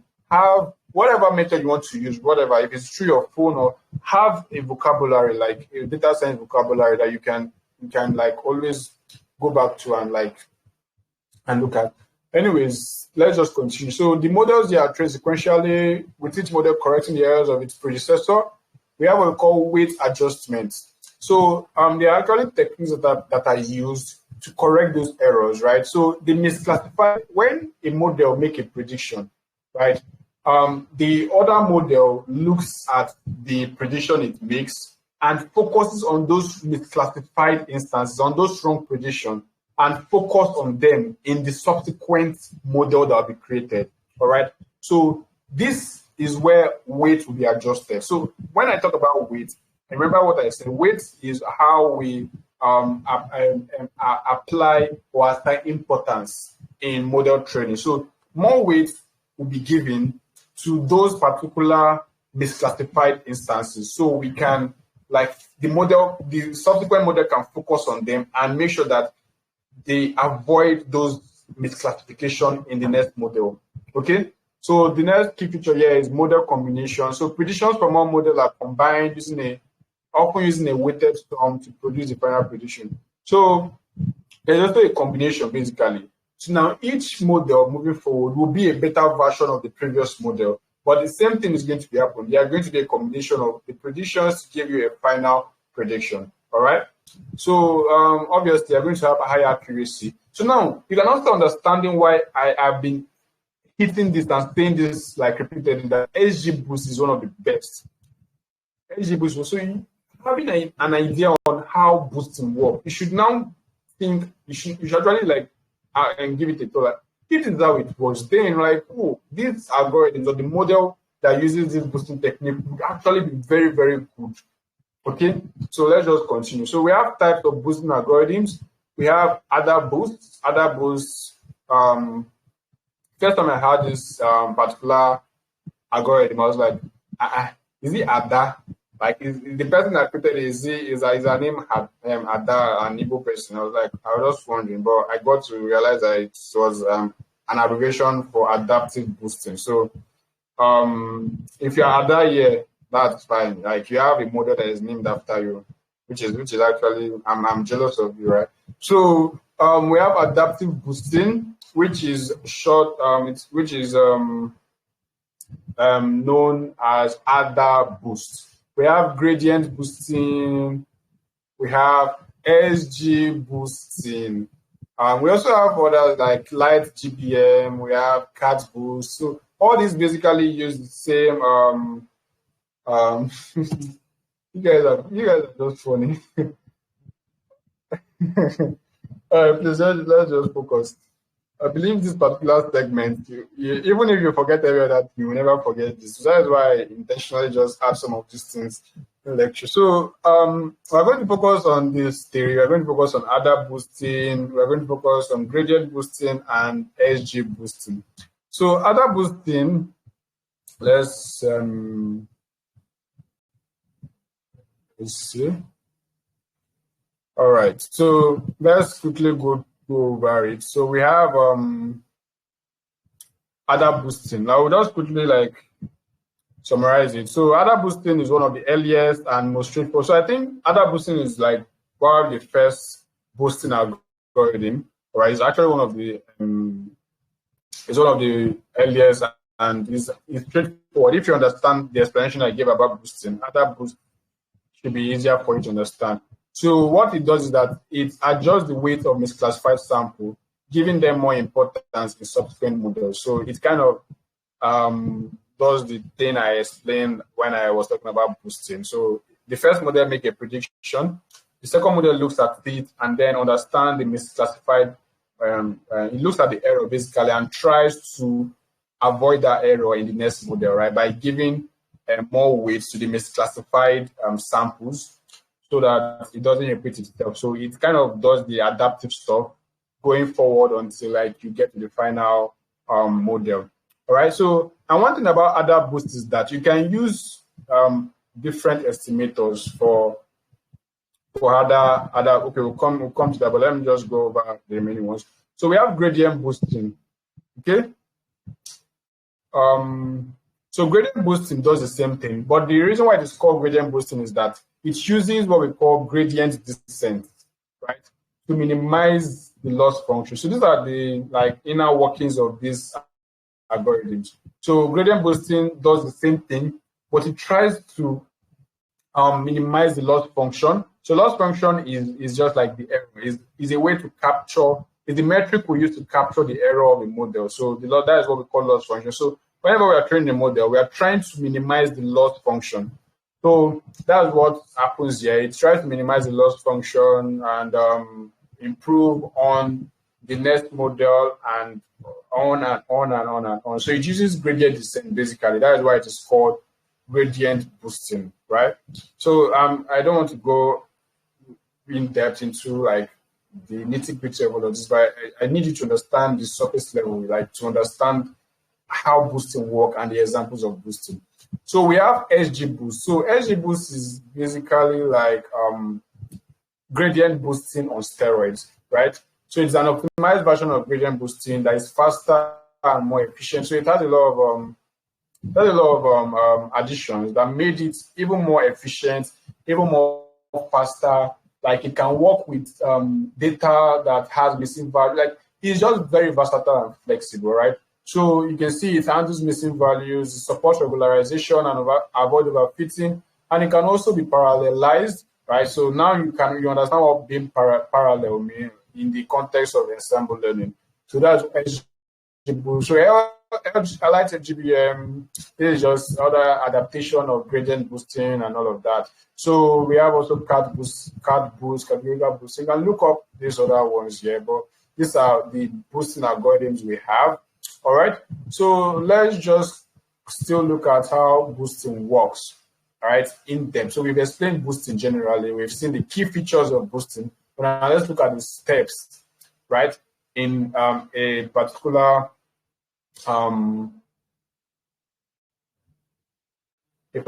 boosting algorithm. So the first thing is that it initializes weights, all right? So there's what we call weight initialization. So weights are the things that are being used in training. They are learned. They are the things that are learned. They're also called parameters, right? You can call them weights, you can call them parameters. So weights are learned stuff during training. So, but you have to start from a particular point. So the weights are being initialized at the onset of training. Then a weak learner will be trained. So a weak learner here is a single model, basically. In ensemble learning, when we say weak learner, we are basically referring to a single model in the ensemble of models. All right. So a weak learner will be trained, e.g., a simple decision tree on the training data, and then the performance will be evaluated on the training data, and then based on the performance, there will be an update on the weight. So for those misclassified samples, what we call errors, right, we are going to have their weight increased, right, to pay more attention to them so that in the next iteration of training, they are going to like be dealt with, right? So the next learner in this case is the next model. So we're going to train the next weak learner with the updated weight. And then obviously the performance of this particular learner will be better than the previous one. So that's basically how you iterate until you are done. And at the end, you're going to now combine the weak learners. So when we say weak learner in Ensemble learning are the individual estimators or individual models, right? So the strong learner is the combination of everything, of all the weak learners to give you a strong learner. So these are terminologies that you have to know, you have to be familiar with, all right? So, so you can use any of the methods that we use by weighted voting or averaging and all of that. So those are the steps in boosting. So these are the advantages of boosting: improved accuracy, flexibility, reduction of bias. So you can just look them up yourself. So these are the disadvantages. They are sensitive to outliers, computationally intensive, obviously, because of the weight stuff and all of that. So there are a lot of matrix multiplication that has been done or that is going on. So it will be more computationally intensive, all right, than bagging. So that is it for that. So it also probably can overfit sometimes. So don't worry, this overfitting I've been mentioning, we're going to explain it in one of our last classes. So we can implement it simply in sklearn. All right. So we have the different classifiers here. So let's just look at them quickly. So we're going to import them from Ensemble, the same Ensemble. So say sklearn.ensemble import other boost classifier, right? And do the same thing from sklearn.ensemble import gradients. So everything out there, regressor counterpart. So just take notes. So I'm using classifier as an example. Gradient boosting classifier. So you can see the classifier, you can see the regressor here. So just choose the classifier, run it, and then if you just press tab, you can see the parameters here. So I want you to focus on a particular stuff for other boosts. So out of all the Ensemble learning algorithms, adaptive boosting is the only one that can select a particular algorithm. So the rest basically use decision trees, right, as their base estimator. But other boosts, you can select any estimator of your choice, all right? So the way we'll do this, I'm going to show you how to do it basically. So if you scroll down, you can see that you go to estimator. So this estimator here, it basically means the base estimator from which the boosted ensemble is built, all right? So you can use like whatever estimator you want to use. You can use logistic regression. So if I want to use logistic regression with other boosts, I'll have to import logistic regression. So I'll come and say linear models, import logistic regression. All right. So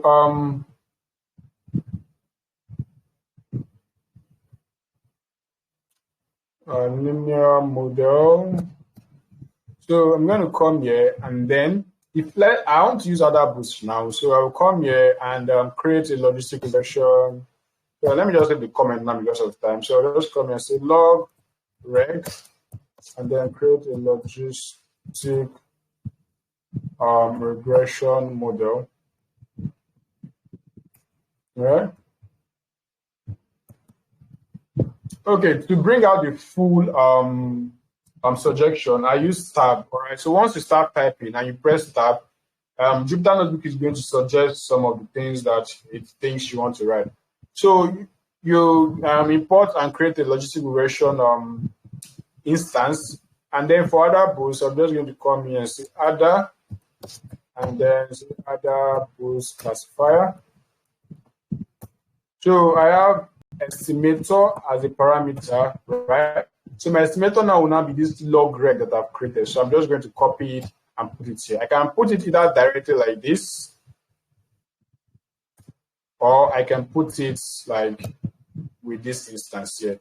It's better to put it with the instance you created because you might want to like include some parameters here in your logistic regression, all right?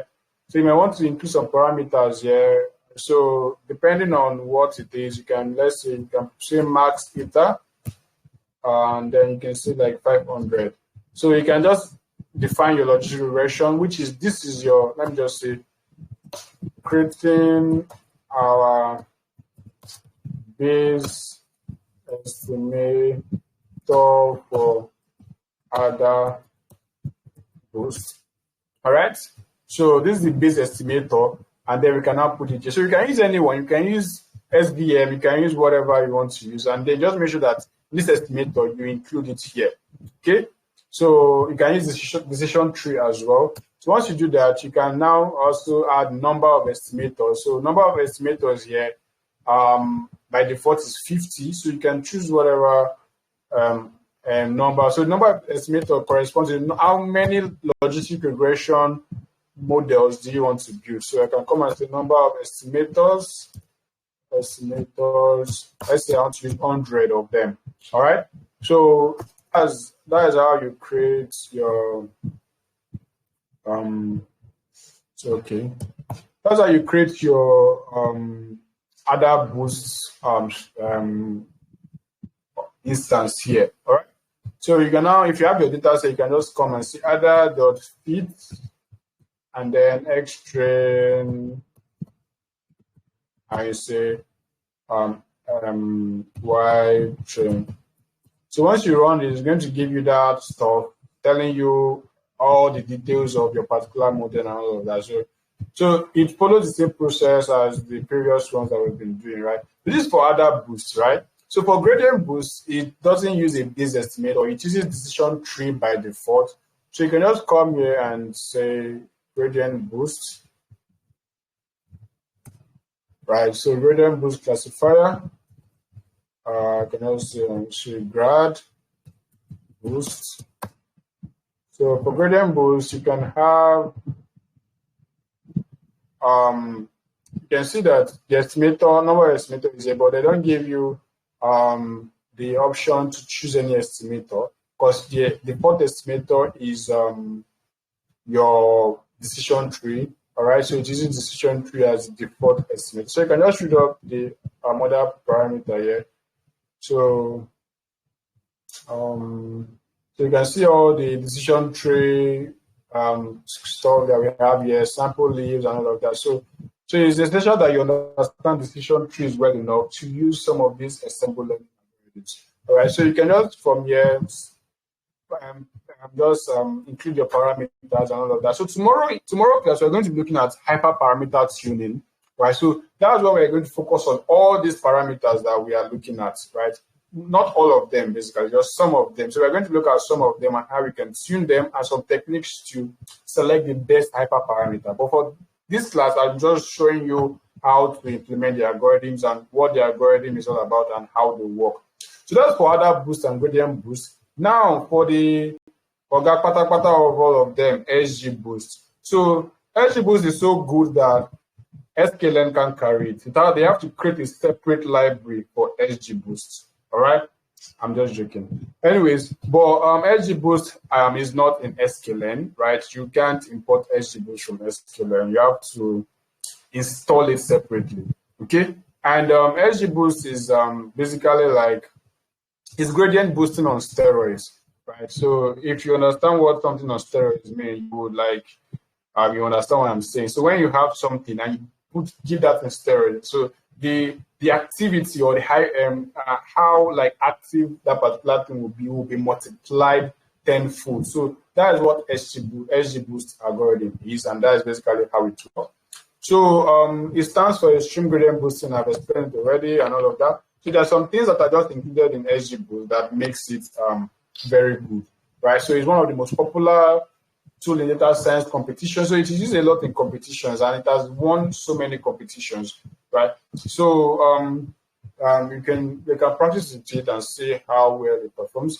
So these are the key features of SG boost. Regularization. We'll still talk about regularization, all right? So don't fear, like this concept will be broken down. So we have regularization, and then we can see it has parallel processing. So this parallel processing is what it's just like vectorization. All right, that it makes XGBoost very, very fast and efficient. So it has string pruning, handling missing values. So XGBoost can automatically learn how to handle missing values. So you don't, if you're using XGBoost, sometimes you really don't even need to do missing value. Like, but most times it's advised that you handle your missing value because you use other models as well. So cross validation and some other stuff, right? So these are like, just know in summary, XGBoost is good. That's just it, right? And as far as you understand how boosting work, you already know what XGBoost is. It has additional functionalities and things that makes it even more efficient and better. All right. So for XGBoost, you'd have to install it. So you don't install it from sklearn. You don't use XGBoost in sklearn. So I'm very sure we are going to be shooting, let's say by 5-10 minutes. We're actually almost done. Almost just to demonstrate this XGBoost, and we call it a day. So for XGBoost, you don't do from sklearn import and all of that. So you just come here, and Anaconda doesn't come with XGBoost. So if you try to import XGBoost right now on your system, you might get an error, right? So you will have to use pip install XGBoost, and pip is a command line command, right? It's a terminal command. So you can't just type pip here, install XGBoost. So pip is a Python package manager, right? That we use to like manage Python packages. The reason why we've not used pip all this while is because we are using Anaconda. All right, so Anaconda has almost all our data science packages installed. So we don't need to use pip to do anything, right? So, but in this case, you'd have to use pip because if you try installing XGBoost, it might not work. Okay, so yeah, XGBoost get bright. So you have to use pip. So to use a command line command on Jupyter Notebook, you start with an exclamation mark. All right. So the exclamation mark will tell Jupyter Notebook that, okay, the following command they should be executed as the command line commands. All right. So if I do this, it's going to you have to be connected to the internet to do this because it's going to be installing it from the Python package manager. Right. So for my case, I should have XGBoost installed. So it's just going to tell me requirements satisfied, XGBoost, blah, blah, blah, version already installed and all of that. So that's basically what I'm going to say. But after I've installed my XGBoost, what I'm going to do is just come and say import XGBoost as you can just say SGB. All right. So you can use this as so this you can now access well. So once you import it, you use what you want to do. If it's a classification task, you use SGB classifier. If it's a regression task, you use SGB regressor. All right, so in this case, we are going to be in the classifier, so which is SGB classifier, right? So I will just come here and say SGB model. Come and say SGB.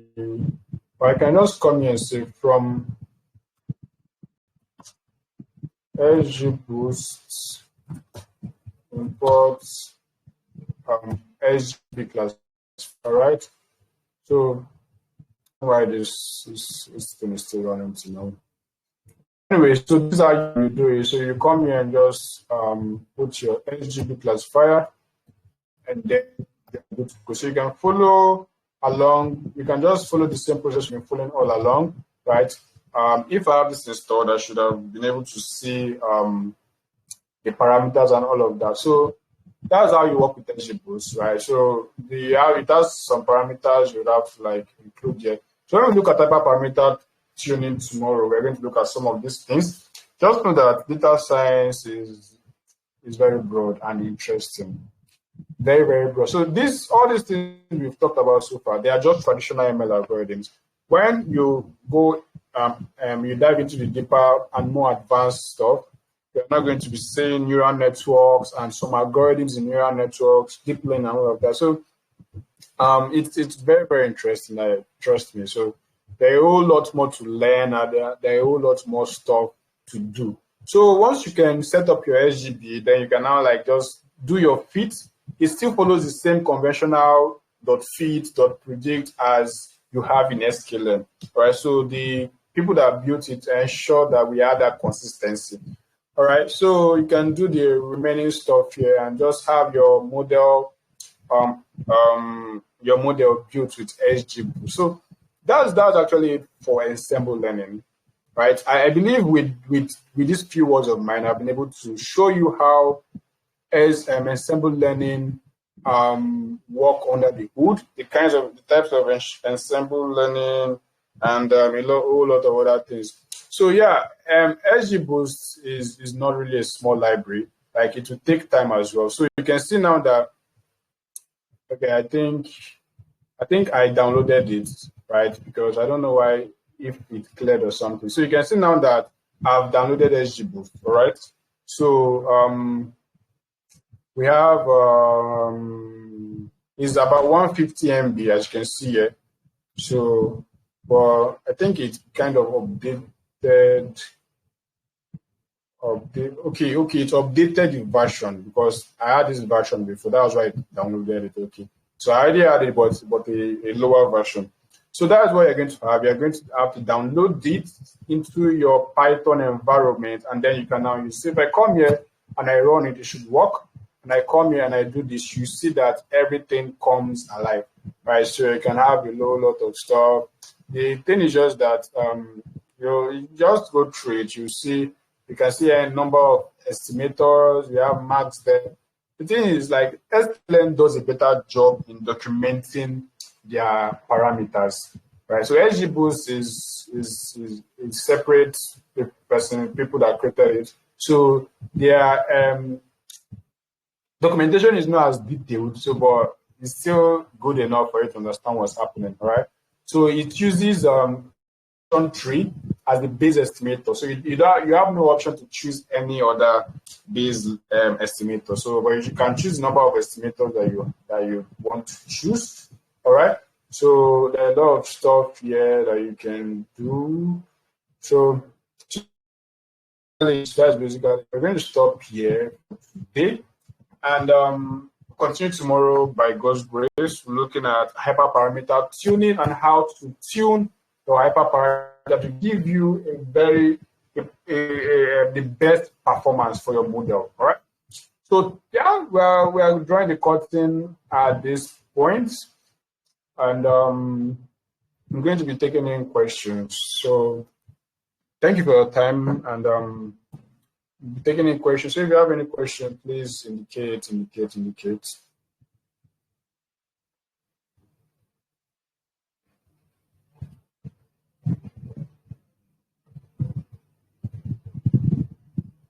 All right. Shadrach, your hand is up. Please ask your question. Quickly.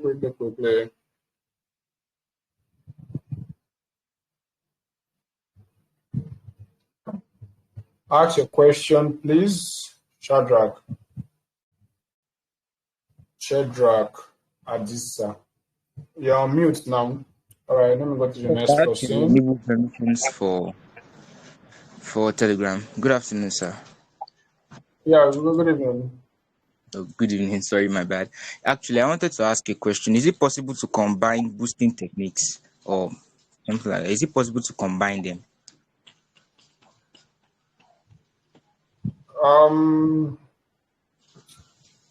Not really. You boosting techniques is a technique on its own. So you have several algorithms that adopt the boosting technique. So although there's a kind of class in sklearn that allows you to customize the kind of algorithm you have, right? So, but I really don't want to go into that route. So there is what we call bagging classifier.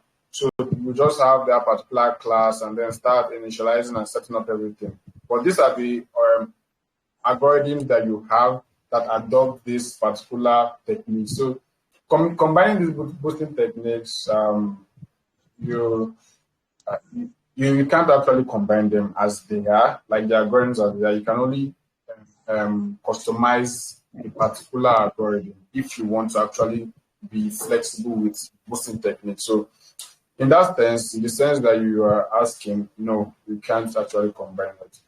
Oh, thank you, sir. Sorry, I have another question actually. So it's not necessarily directly related to what we're doing, but I've been curious. So after the boot camp, what exactly can I call myself? Can I say I'm a data scientist, or like what title can I give myself related to the field?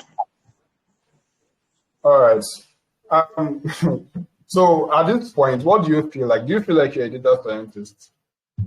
Actually, I feel like someone that they just took out to sea, showed how to swim, and now he basically has to find it out.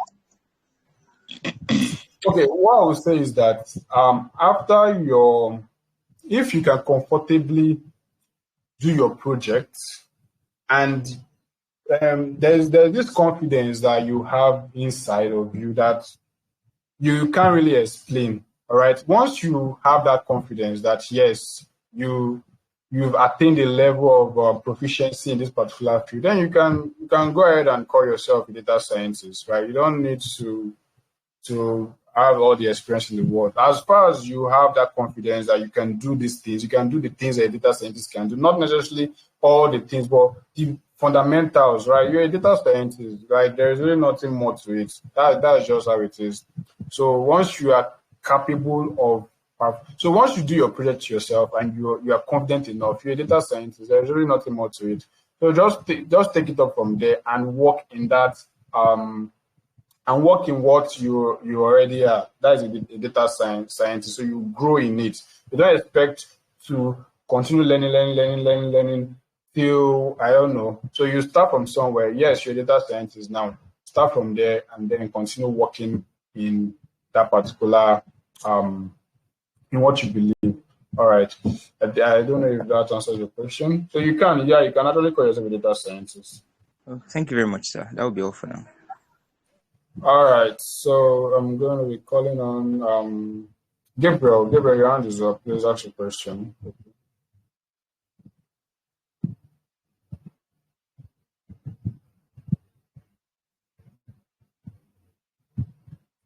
Good evening, sir. And Yeah, thank you good for evening.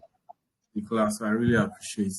My question is, all of this algorithm we've talked about for our project, are we going to be using everything for our project? Or we are the one to select the one we are using for our projects? You'll be the one selecting the one you use for your project, right? So you don't necessarily need to use everything. So just based on your discretion and what you know, I'm not going to be telling you anything. You just have to select the ones that you'll be using basically. All right. All right. I just want to see you build a good model. So you All can, well, I would, it's better you try out different models, see their performance, and then try some other models. And there is a particular metric that I don't know if we've looked at it. It's ROC curve. So it can be used to compare different models. So I actually expect that particular. I'll try to do that in tomorrow's class if possible. We'll try, it is used to compare the performance of several models. So let's say you're having a classification task, you can try out different models, get their, create the model and all of that. Then you can now use the ROC curve to kind of create a visual comparison of those models with a particular line. And then I'll just like from there, I can just now see how you approached everything and your choice of model. And you say, okay, after training with so and so number of models, this particular model came out to be the best suited model with the best for performance and all of that. So I don't want you to experiment. I don't want to tell you exactly what to do. I want you to experiment. Like I'll just give you guidance basically, but I won't tell you exactly what to do. Okay? right. Thank you, sir. You're welcome. Who has any other question? Any other question? Any other question? Any other question? My friend, your hand was up. Have I answered the question? already. All right. So if there's no other question, we're going to be closing the curtain for today. So I don't know if you enjoyed the class. I enjoyed the class myself. It's actually always nice refreshing my memory on this particular topic. So teaching is a way teaching is the best way to learn, basically. All right. So it's good for me. Like I love, sometimes there's some of these things that it's been a while I went through the concept. So teaching helps me like just recap, and I enjoyed it. So I want to believe that you also enjoyed this class, and you also picked up some things from this class. You learned. There's no way you were in this class and you didn't learn anything. It's not possible at all. So I believe that at least we learned something. All right. So please just do the needful. Drop down what you learned in today's class, and okay, my friend, your hand is still up. Let me just quickly take your question. All right, so let's wrap up the class today. Good Your hand evening, is sir. up. Good evening, sir. Good evening. Okay, sir. It's regarding the N estimators that signifies number of model you want to build. So, is there no way where there can be bias? Can't that process perpetuate bias? Or How do you mean? Like, since the N estimator selects the number of models that's to be built. Now, those number of models will have to take a particular sample. Let's say you have, 4,000 data points. So will they be evenly distributed to each of the models? So for which technique are you talking about? Is it the bagging techniques or the boosting algorithms? The boosting algorithm. Sorry, the boosting algorithm. Yeah, the boosting algorithms, they don't do the same bootstrap as we have in bagging. So when we train a particular model on the entire data set, a model is created, right? And that model has a particular bias or error or whatever it is you want to call it. So that bias is now going to, or the error will now be the new focus of the next model, right? So the next model will now look into that particular model output and focus on the error that the model has, and kind of improves on it by assigning weight, higher weight, or like larger weight to those misclassified samples. So there's a way the method itself actually tries to eliminate bias itself. So at the end of the whole thing, you're going to actually get a reasonable model that is going to give you some reasonable output. Right. So the entire process of boosting tries as much as it can to eliminate bias. So the only thing that might be an issue for boosting algorithms is overfitting. So we're going to discuss overfitting later on, and we'll see how we can actually prevent overfitting. I don't know if that actually answered your question, and I hope I actually got your question to answer it well. Yeah, thank you. It did. All right. Hiwama, I'll take your question as the last question, and then we call it a day. So Hiwama, ask your question, please.